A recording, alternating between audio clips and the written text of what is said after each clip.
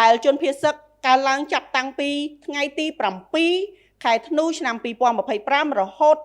គិតត្រឹមនៅថ្ងៃទី9 ខែធ្នូវេលាម៉ោង 17:30 នាទី ដែលជំលះមកកាន់ទីទួលសុវត្ថិភាពនិងផ្ទះសាច់ញាតិ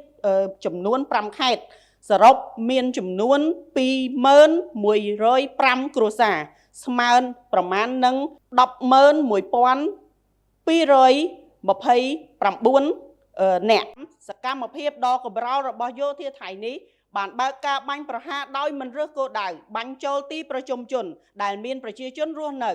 ជាពិសេសនៅសាលារៀនរបស់កុមារនិងបានបាញ់ផ្លោងប្រាសាទតាក្របីដែលជាទីសក្ការៈរបស់កម្ពុជាទង្វើដ៏សាហាវនិងបង្ហាញពីភាពអសិលធម៌ដែលបង្ហាញអំពីការប្រមាថមាក់ងាយដល់វប្បធម៌អរិយធម៌និងជាទីសក្ការៈដែលជាមរតករបស់មនុស្សជាតិ